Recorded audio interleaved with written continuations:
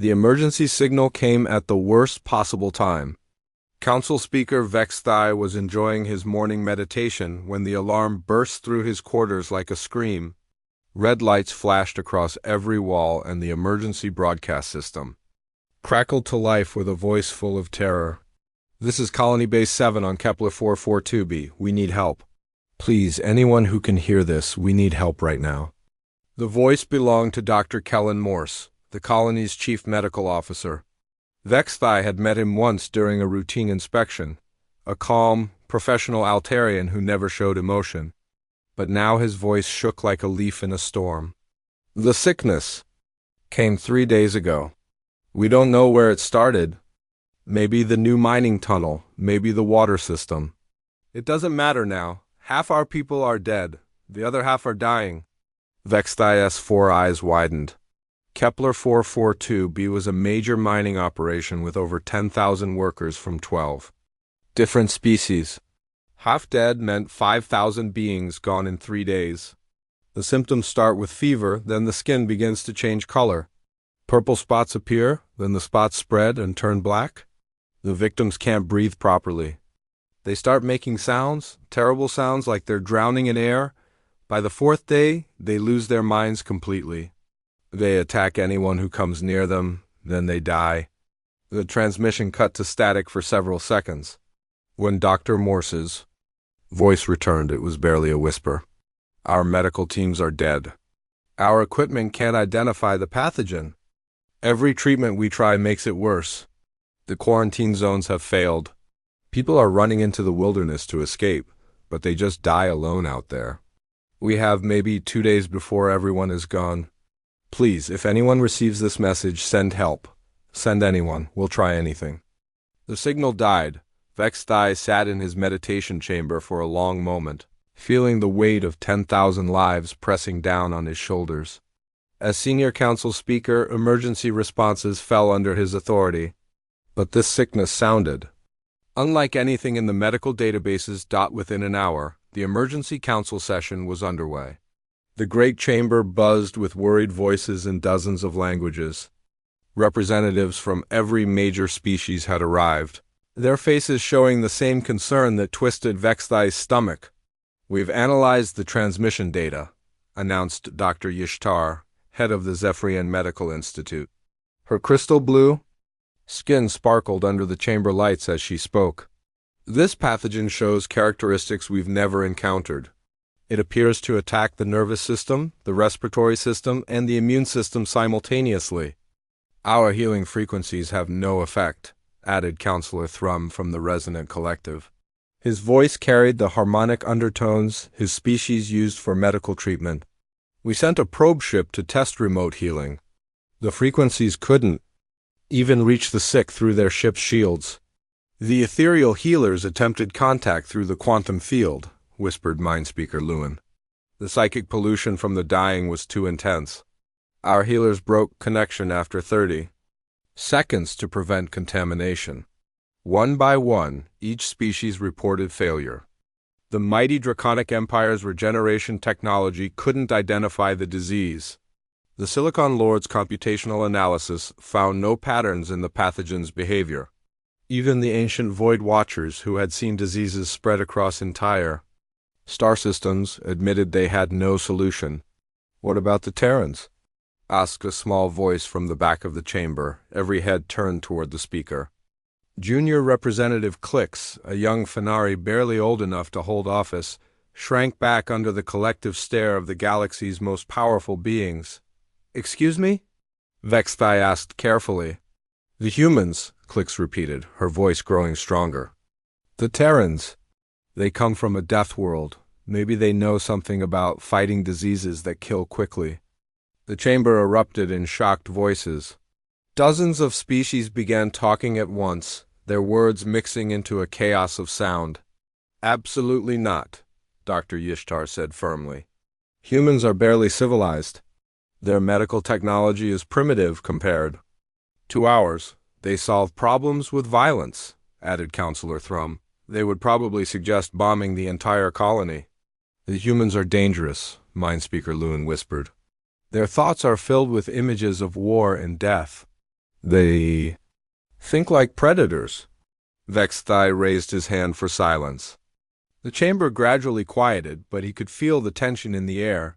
Humans were a sensitive subject in galactic politics. Most species considered them barely worthy of council membership. Earth was classified as a Class 12 death world, the highest danger rating possible. Everything on that planet seemed designed to kill its inhabitants. The weather could freeze or burn flesh in minutes. The plants produced deadly toxins. The animals hunted in packs with intelligence and cruelty. Even the microscopic life forms waged constant war against each other and anything else they encountered. Somehow, humans had not only survived on that nightmare world, they had thrived. They built cities, developed technology, and eventually reached the stars. But they brought their violent nature with them. Human colonies reported crime rates that shocked other species. Human military units fought with a savagery that made hardened draconic warriors uncomfortable. Human entertainment consisted of watching other humans hurt each other for sport. Most disturbing of all, humans seemed to enjoy danger. They climbed mountains for fun. They jumped out of flying vehicles with cloth parachutes. They voluntarily entered contests where the goal was to hurt the other person more than they hurt you. The humans have experience with dangerous diseases, Clix continued, her voice cutting through the murmurs of disapproval. Their world produces new pathogens constantly. They've fought biological weapons in their wars. Maybe they know something we don't. What they know is how to kill things, Dr. Yishtar replied coldly. That's not medical knowledge. But what? If killing is what we need? Clix asked. The question hung in the air like a physical thing. Vexthai could see the other representatives thinking about it, weighing the unthinkable option. The humans are our last choice, Vexthai said finally. We'll try one more round of conventional solutions. Dr. Yishtar, prepare your best medical team for immediate deployment. Counselor Thrum, ready your healing ships. Mindspeaker Lewin, gather the ethereal healers for a group intervention. And if those fail? Clix asked quietly. Vexthai's throat felt dry. He had hoped someone else would ask that question. If those fail, he said slowly, then we contact the Terrans. The chamber fell silent. Outside the great windows, stars twinkled peacefully in the void, unaware that somewhere among them 10,000 beings were dying of something no civilized species could cure in 12 hours. Dr. Yishtar's medical team reported complete failure. The Zephyrian biotechnology couldn't even analyze the pathogen before it mutated into something different. In 18 hours. Counselor Thrum's healing ships withdrew after 3 crew members showed signs of infection despite being sealed suits inside sealed ships. In 24 hours. The ethereal healers suffered a psychic feedback that left 2 of them in comas. Vexthai stared at the emergency communication panel in his office. The human embassy's contact information glowed on the screen, waiting for him to make the call that might save 10,000 lives, or doom them all. He thought about Dr. Morse's last transmission 6 hours ago. The man's voice had been barely human, warped by pain and fear. 200 survivors left. The sickness is in the air now, in the water, in everything. Don't come here. Don't let this spread. Just remember us. Vexthai's hand moved toward the communication controls. The galaxy was about to learn what happened when you asked predators to practice medicine. The human response came faster than anyone expected.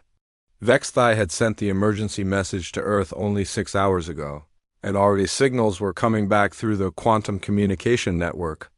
This is Captain Sarah Chun of the United Human Naval Ship Hippocrates. We received your distress call and are already underway. Estimated arrival at Kepler 442 be in 37 hours.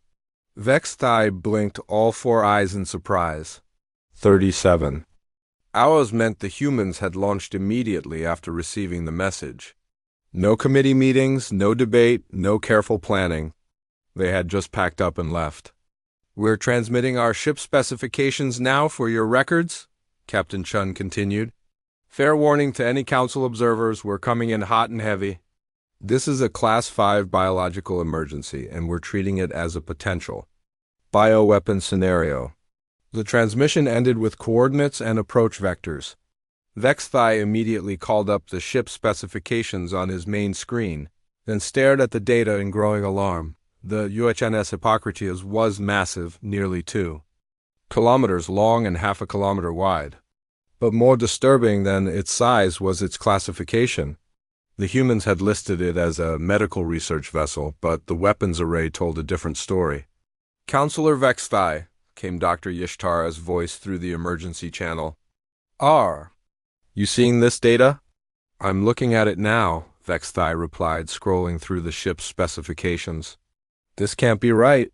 The Hippocrates carried enough firepower to level a small moon. Plasma cannons, missile batteries, energy shields, and something called defensive bioweapon countermeasures that came with a warning label in 17 languages. "They're sending a warship," Dr. Yishtar said, her voice tight with disbelief. "The humans are responding to a medical emergency with a warship. Maybe it's just heavily defended," Vexthai suggested, though he didn't believe it himself. "They might be worried about pirates or hostile forces. Vexthai, look at Section 12. They list their medical equipment." Vexthai found Section 12 and felt his blood turn cold. The medical bay descriptions read like a weapons manual. Surgical plasma torches. High-intensity bioscanners capable of cellular disruption. Emergency amputation systems. Combat trauma units designed for battlefield medicine. "This isn't a hospital ship," Dr. Yishtar whispered. "This is a ship designed to practice medicine in the middle of a war." Word of the human response spread through the council chambers like wildfire. Within hours, representatives from every major species were demanding explanations. How could humans possibly think that sending a military vessel was appropriate for a medical crisis? The answer came when the Hippocrates dropped out of hyperspace at the edge of the Kepler 442 system.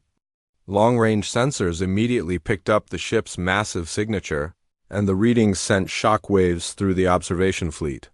"By the void," breathed Captain Zellos of the Draconic monitoring ship. "That thing is putting out enough energy to power a small city." The human vessel approached the plague-stricken planet with the caution of a predator stalking dangerous prey. It didn't head straight for orbit like a normal medical ship would. Instead, it took up position far from the planet and began deploying what looked like military reconnaissance probes.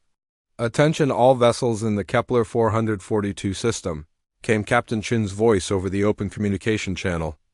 "This is the UHNS Hippocrates. We're beginning our approach to the infected zone.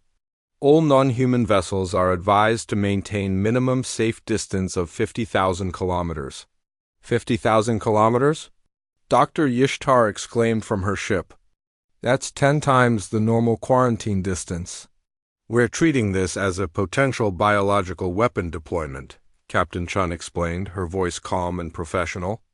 "Our protocols require maximum isolation until we can determine the threat level."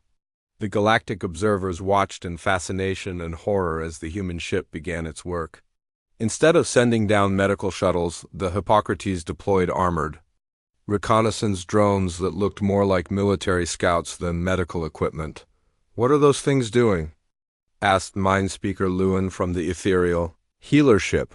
The drones were scanning the planet's surface with instruments that made the surrounding ships. Sensors scream warnings, high-energy beams, radiation pulses, and something that registered as biological warfare detection equipment swept across the dying colony.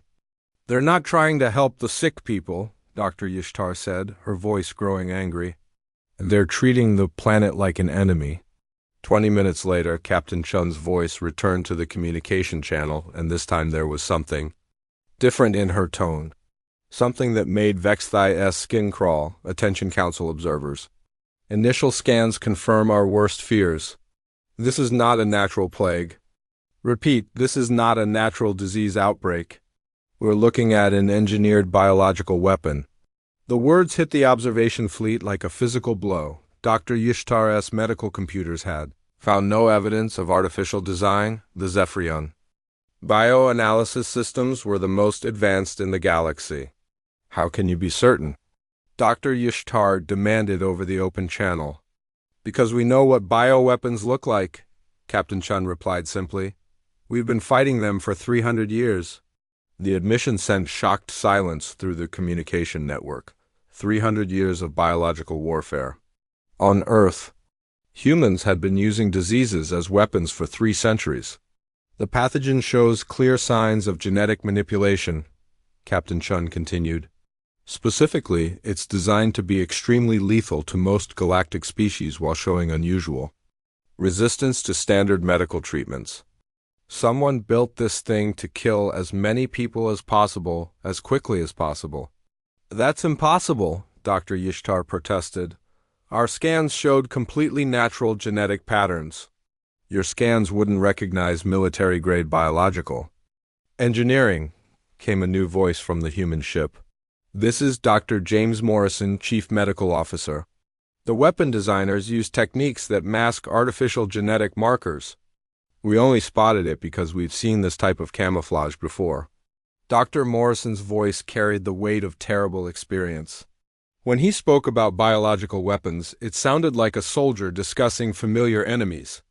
We're deploying. Medical teams to the surface now, Captain Chun announced. All observer vessels are ordered to maintain current distance. Do not approach the planet under any circumstances. What came out of the Hippocrates next made the galactic observers question everything they thought they knew about human medicine. The medical teams looked like soldiers heading into battle. Each human wore armor that completely covered their body from head to foot. The suits were thick, heavily reinforced, and equipped with their own air supply, power systems, and communication equipment. They carried weapons alongside their medical gear, and their equipment looked more like military hardware than healing tools. Are those doctors or soldiers? Whispered Captain Zellos. On a human death world, Captain Chun's voice said. Apparently hearing the question through open channels, there isn't much difference. The human medical teams descended toward the planet in armored shuttles that looked capable of surviving a direct missile hit. As they approached the surface, more details became visible to the watching observers. The humans weren't heading for the colony's hospital or medical center. They were going straight into the most infected areas, the places where the sickness was strongest and deadliest. Places where every other species' medical teams had died within hours. They're flying directly into the infection zone, Dr. Yishtar said, her voice filled with disbelief. That's medical suicide. No, said a quiet voice from the back of the communication network. It was Junior Representative Clicks. That's human. The first human shuttle touched down in what had been the colony's main marketplace. According to the last reports, over 1,000 infected beings had died there in the past 2 days. The area was so contaminated that even the automated cleaning systems had shut down. The humans stepped out of their shuttle like they were taking a walk in a garden. Medical Team Alpha is on site, came Dr. Morrison's voice. Beginning immediate. Patient assessment and sample collection. Establishing field hospital in Sector 7. Field hospital? Dr. Yishtar asked. In the middle of the infection zone? Standard human protocol for biological warfare scenarios, Captain Chun explained. We go where the enemy is strongest. That's how you learn to beat it. As the galactic observers watched, the humans began setting up medical equipment in the heart of the plague zone. They moved with calm efficiency, like they did this sort of thing every day, which Vextai realized with growing horror. They probably did. The galaxy was about to discover what happened when a species that had spent centuries fighting diseases as military enemies decided to practice medicine. And for the first time since the crisis began, Vextai felt something that might have been hope mixed with terror at what that hope might cost. The surface of Kepler 442b looked like a vision of hell. Dead bodies lay scattered across the colony's main street, their skin turned black and purple. Strange growths covered the buildings where the infection had spread through the air systems. The smell of death and decay filled the atmosphere, even through the environmental filters of the observation ships. Dr. Morrison stepped out of the human shuttle and immediately began walking toward the nearest pile of corpses, the galactic observers. watched in horror as he knelt down next to a dead Altarian miner and began taking samples directly from the rotting flesh. "Medical Team Alpha, initial assessment complete," Morrison's voice crackled through the communication system. "The weapon is even worse than we thought." Through their long-range sensors, the observers could see Morrison examining a body that had been dead for less than a day. But something was wrong with the corpse. It was moving. "Did that body just twitch?" Captain Zelos asked, his draconic voice tight with concern. "Negative on the twitch," Morrison replied calmly. "But you're seeing the secondary phase of the weapon. The pathogen doesn't just kill the host. It keeps the nervous system partially active for several hours after death." Dr. Yishtar felt sick. "You mean the victims are still conscious after they die?" "Not conscious exactly, but the pain receptors remain active. The weapon was designed to cause maximum suffering. Whoever built this thing wanted their targets to experience every moment of dying." Morrison stood up and moved to the next body. A young Fenari who couldn't have been more than 20 years old. Her purple spots had spread across her entire body, and her eyes had turned completely black. "Team Beta, I need you at grid reference 47. We've got a survivor." The other human medical team moved toward a partially collapsed building where weak cries for help could be heard. Unlike the careful, sterile approaches of other galactic medical teams, the humans simply blasted through the debris with small explosive charges. "Are they insane?" Dr. Yishtar exclaimed. "They could bring the whole building down on the survivor." "Better crushed than infected," came Dr. Morrison's matter-of-fact reply. "Speed is more important than safety when you're dealing with a weapon." This aggressive. Team Beta pulled a wounded crystalline being from the rubble. The crystal-based life form's natural transparency had turned muddy brown, and cracks ran through what should have been solid mineral flesh. The infection was attacking even non-biological matter. "This is impossible," whispered Mindspeaker Lewin. "The pathogen is affecting silicon-based life. No natural disease can jump between biological and mineral hosts." "That's because it's not natural," Dr. Morrison said as he began treating the crystalline survivor. "This weapon was built to attack the fundamental processes of life itself, regardless of what kind of life." The human treatment methods shocked the watching observers. Instead of the gentle, non-invasive techniques used by galactic medicine, the humans cut directly into infected tissue with tools that looked like torture devices. They injected chemicals that made the patient scream, then injected other chemicals to stop the screaming.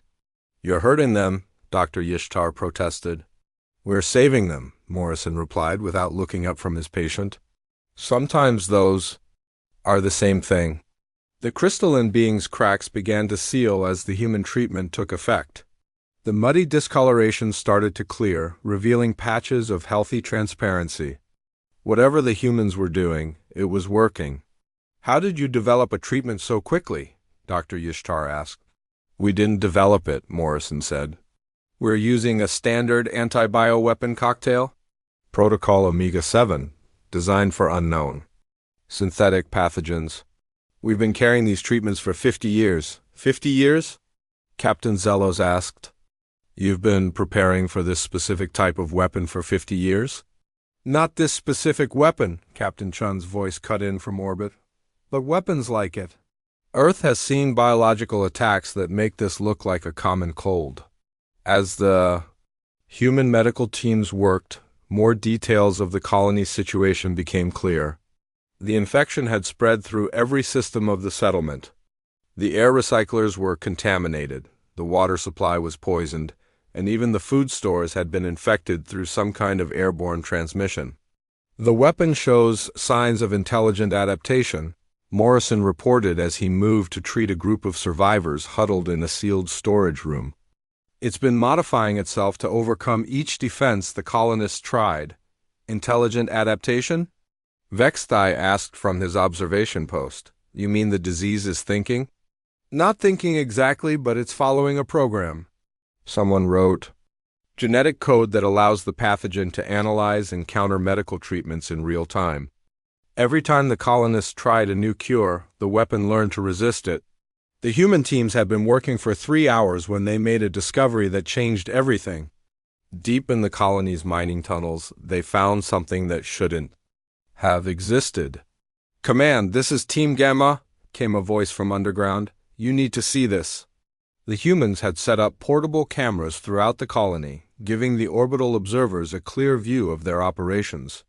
Now one of those cameras showed a tunnel deep beneath the mining site, where strange organic growths covered the walls like living carpets. "The weapon didn't start in the colony," Morrison explained as he examined the growths. "It was already here, waiting in the deep tunnels. Someone planted it years ago, maybe when the mine was first established." The organic matter pulsed with a rhythm like a slow heartbeat. As the humans studied it, more details became visible. The growths were organized, structured, almost like a primitive brain or computer system. "This is a weapon deployment system," Captain Chun said from orbit. "Whoever did this has been planning this attack for years. They planted the weapon, let it grow and develop, then triggered it when the colony reached maximum population. But who would do such a thing?" Vexthai asked. The answer came from the deepest part of the tunnel system, where Team Gamma had discovered something that made even the hardened human soldiers step back in alarm. "Command, we found the source," came the team leader's voice, tight with controlled fear, "and we've got a problem." The camera view shifted to show a massive chamber carved out of the planet's bedrock. In the center of the chamber sat a structure that definitely wasn't human or any known galactic species. It looked like a combination of machine and living tissue, with metal surfaces that breathed and organic components that hummed with electrical energy. "That's a harvester construct," Captain Chun said, her voice suddenly grim. "I thought they were extinct." "Harvesters?" Dr. Yishtar asked. "I've never heard of that species. They were wiped out 800 years ago by a galactic coalition," Captain Chun explained. "At least we thought they were. They specialized in biological warfare and conquest through disease. Their standard technique was to soften up target populations with custom plagues, then move in with invasion forces once the defending species were too weak to fight back."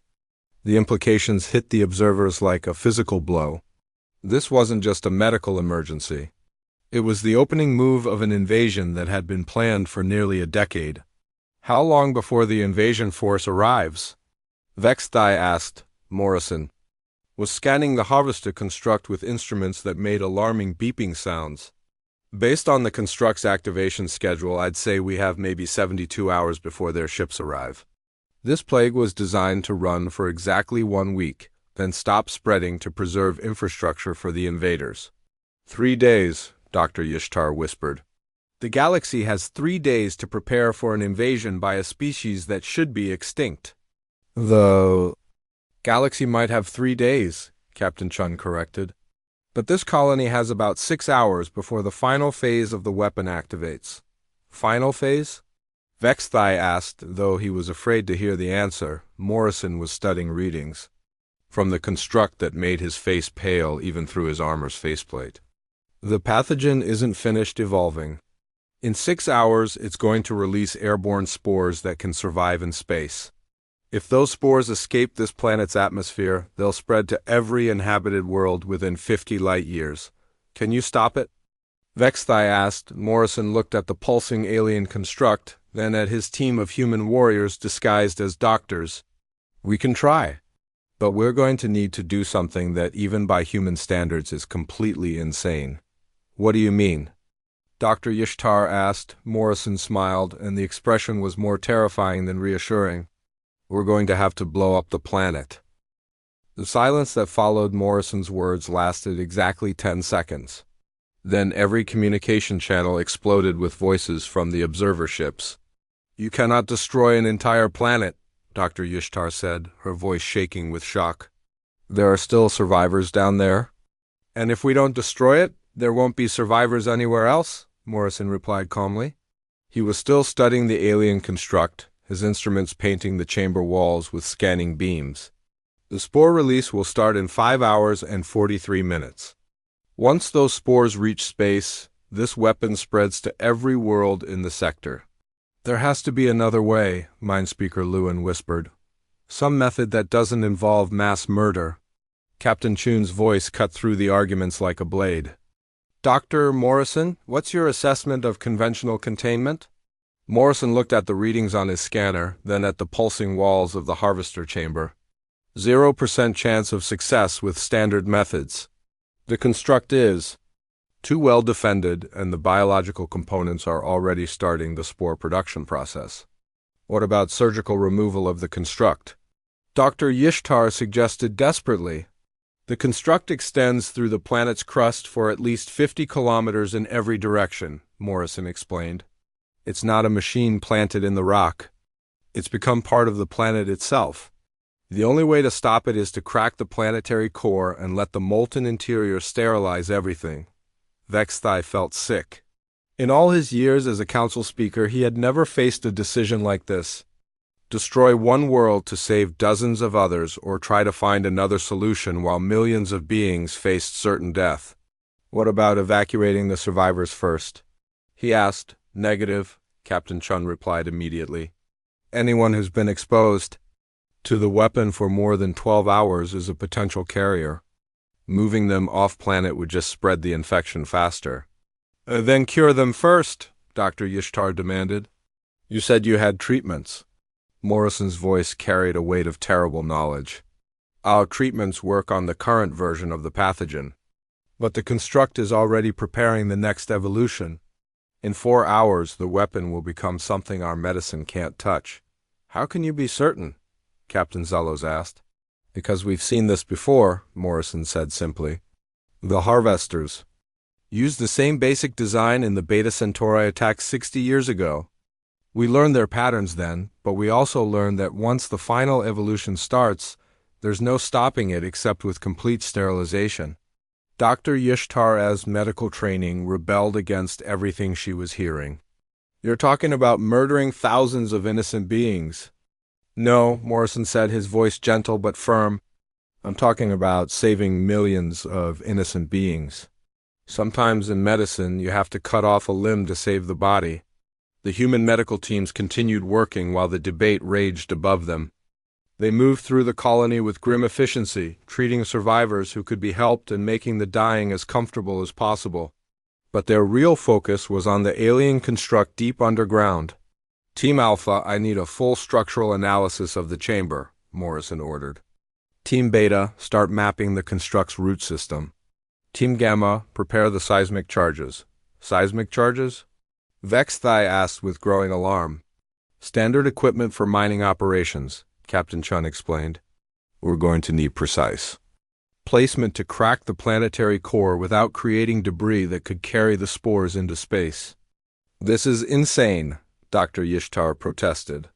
There has to be another solution. There is, Morrison said quietly. We could let the spores release, then spend the next 10 years watching every inhabited world in the sector die slowly while we try to develop new treatments for each evolved version of the weapon. The brutal practicality of the human approach silenced the observers. These weren't casual killers making a quick decision. These were people who had calculated the cost of every option and chosen the one that saved the most lives. Morrison's team worked for 2 hours, mapping the full extent of the harvester construct. The results were worse than anyone had feared. The alien weapon system extended through nearly 30% of the planet's interior, wrapping around the core like a mechanical infection. The construct has been growing for at least 8 years, Morrison reported. It's not just producing the current weapon. It's a full biological warfare factory, capable of creating dozens of different plague variants. How many worlds could it threaten? Vexthai asked. Morrison consulted his readings. Based on the spore, dispersal patterns, and the construct's production capacity, it could sterilize every inhabited system within 100 light-years. We're looking at potential casualties in the hundreds of billions. The number hit the observers like a physical blow. Hundreds of billions of lives weighed against the few thousand remaining on Kepler 442b. Begin evacuation protocols, Vexthai said finally. Save who we can. Sir, Morrison said carefully, I need to explain something about evacuation. Anyone who's been on this planet for more than 6 hours is infected, even if they're not showing symptoms yet. The weapon has a long incubation period for some species. Then cure them during evacuation, Dr. Yishtar insisted. Our current treatments won't work once the construct releases its next evolution, and we can't risk taking potential carriers to other worlds. Standard quarantine procedures for this type of weapon require complete isolation for 90 days minimum. The implications were clear. Evacuation was impossible. The survivors would have to stay on the planet, and the planet would have to be destroyed. There's one more option, Captain Chun said suddenly. It's dangerous, and it might not work, but it's worth considering. What option? Vexthai asked desperately. We go into the construct and try to reprogram it. Morrison's voice came back immediately. Captain, that's suicide. The interior of a harvester construct is designed to kill anything that enters it. Biological defenses, energy weapons, automated systems, the works. But if we could reach the central control core, we might be able to turn the weapon against itself, Chun continued. Use the construct's own biological warfare systems to destroy the pathogen instead of spreading it.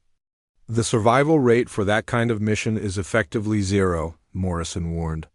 Better than the survival rate if we blow up the planet, Chin replied. Dr. Yishtar seized on the possibility. If there's any chance of saving the survivors, we have to try. Morrison was quiet for a long moment, studying the construct through his scanners. When he spoke again, his voice was thoughtful. Actually, there might be a way. The construct's defenses are designed to kill normal biological life. But humans aren't normal biological life. What do you mean? Vexthai asked. Humans come from a death world. Our biology is already adapted to survive things that kill other species. Plus, we've been exposed to harvester weapons before. Some of us have developed partial immunity to their biological defenses. Some of you? Captain Zellos asked. Veterans of the Beta Centauri campaign, Morrison explained. Soldiers who survived direct exposure to harvester bioweapons. Their immune systems learn to fight things that shouldn't exist. Are you saying you could actually survive inside the construct? Doctor, Yishtar asked. Morrison looked at his team of human warriors, each one carrying scars from battles against impossible diseases. Maybe for a little while. Long enough to reach the control core and reprogram the weapon. And if you can't reprogram it? Vexthai asked. Morrison smiled grimly. Then we detonate the seismic charges manually from inside the core. Either way, the weapon stops. Captain Chin's voice carried grim determination. Do it. Take your team into the construct. The rest of us will prepare the seismic charges as backup. Understood, Captain, Morrison replied. Team Alpha, suit up for biological warfare operations. We're going hunting. As the human medical teams prepared for their impossible mission, the galactic observers watched in amazement and horror. These weren't doctors in any sense other species understood. They were warriors who had turned healing into a weapon, and now they were about to use that weapon against an enemy that had terrorized the galaxy for centuries. Morrison stood at the entrance to the harvester construct, checking his equipment one final time. Behind him, his team of human medical warriors prepared for a mission that would either save billions of lives or kill them all. Medical Team Alpha entering the construct, Morrison reported. If you don't hear from us in 2 hours, blow the charges. The humans disappeared into the alien structure, carrying their bizarre combination of medical supplies and military weapons, into the heart of a biological warfare factory that had been designed to kill everything it encountered. Above them, the galaxy held its breath and waited to see if human medicine could work one more impossible miracle. The inside of the harvester construct was worse than any nightmare the galaxy had ever imagined. The walls breathed like living tissue, covered in veins that pulsed with toxic chemicals. The air itself was poisonous, filled with spores designed to attack the nervous system of any life form that entered. Morrison and his team moved through the organic corridors like ghosts walking through hell. Their armor sealed them off from the worst of the biological attacks, but even through the heavy protection, they could feel the construct trying to kill them. Biological defense systems are active, Morrison reported to the surface teams. Atmospheric toxicity is off the charts. Anything without full protection would be dead in 30 seconds. Can you reach the control core? Captain Chun asked from orbit. Morrison checked his scanner. The device was screaming warnings about radiation, biological hazards, and energy fields that could cook a person from the inside out. Maybe the construct is fighting us every step of the way, but our equipment is holding. Behind Morrison, his team moved with the practiced efficiency of soldiers who had fought in impossible conditions. Dr. Sarah Kim carried medical scanners that doubled as weapons. Sergeant Mike Torres had medical supplies that could also serve as explosives. Every piece of equipment served two purposes, because on a human death world, everything had to be ready for war. Contact, Torres called out as something moved in. The shadows ahead of them, the construct's defenders, weren't machines or normal biological creatures. They were something in between, part living tissue and part mechanical weapon. They looked like insects the size of large dogs, with metal claws and organic armor that shifted colors to match their surroundings. Standard biological warfare protocols, Morrison ordered. These things are designed to be immune to normal weapons. The human team opened fire with weapons that would have horrified the galactic observers. Instead of trying to kill the creatures directly, they used medical devices, turned into weapons. Surgical lasers cut through organic armor. Healing rays tuned to the wrong frequency burned through biological systems. Chemical injectors designed for treating patients delivered toxins that attacked the creatures' nervous systems. The fighting was brief but vicious. The construct's defenders were deadly, but they had been designed to fight normal galactic species. They weren't prepared for humans who treated combat medicine as a single discipline. Area clear, Torres reported as the last defender fell. But we've got bigger problems. Morrison looked ahead and saw what Torres meant. The corridor opened into a vast chamber filled with organic machinery that hurt to look at. Massive structures that were part plant, part machine, and part something else. Entirely worked to produce biological weapons in quantities that could sterilize entire star systems. We're looking at the main production facility, Morrison reported. The construct isn't just making the current weapon. It's preparing to release dozens of different plagues simultaneously. Above them, the galactic observers watched through the humans' camera feeds with growing horror. The production chambers contained enough biological weapons to destroy every known civilization. How long until spore release? Captain Chun asked. Morrison checked his instruments. 97 minutes. But the real problem is what happens after the spores. This facility is preparing to launch biological weapons at 17 different star systems simultaneously. 17 systems? Vexthai asked, his voice weak with shock. The harvesters aren't just trying to take this sector, Morrison explained as his team moved deeper into the construct.